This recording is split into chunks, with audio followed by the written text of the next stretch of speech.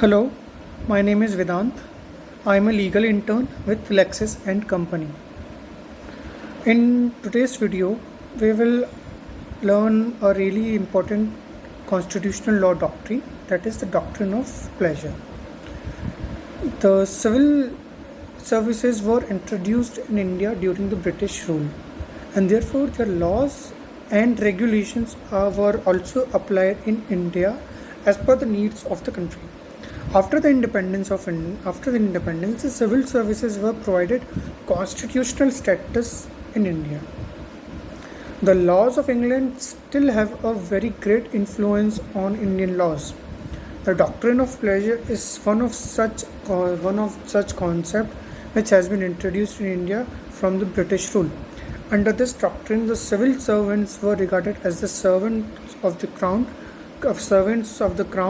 and this civil servants served at the pleasure of the crown.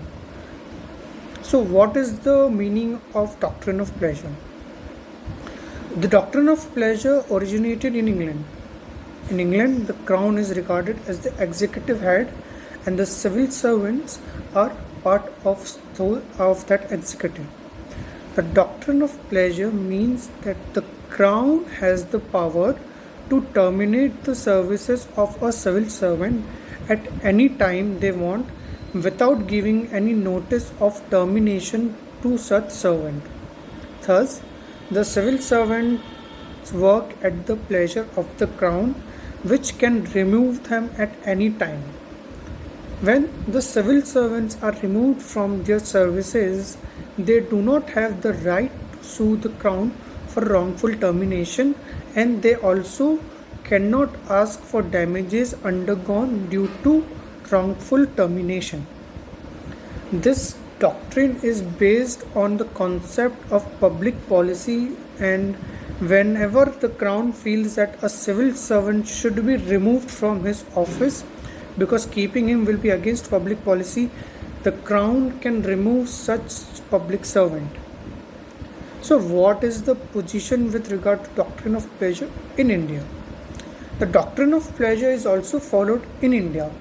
Since the President of India is the executive head of the Union and he enjoys the same position as the crown enjoys in the England, as he is the ceremonial head of our country, the President has been vested with the power to remove a civil servant at any time under this doctrine.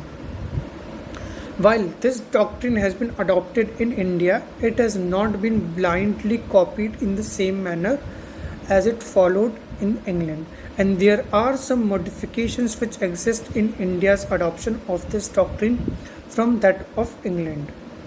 In India, Article 310 of the Indian Constitution embodies the provision for this doctrine. According to Article 310, except for the provisions provided by the Constitution, a civil servant of the Union works at the pleasure of the President, and a civil servant under a state works at the pleasure of the government of the concerned state. This implies that the operation of the doctrine of pleasure can be limited by constitutional provisions. Under the Constitution, the following are excluded from the operation of this doctrine. First, Supreme Court judges. Second, judges of the High Court. Third, Chief Election Commissioner. And fourth, Comptroller and Auditor General, as these are the constitutionally created and protected posts in India. Thus, this doctrine is not absolute and is subject to constitutional provision.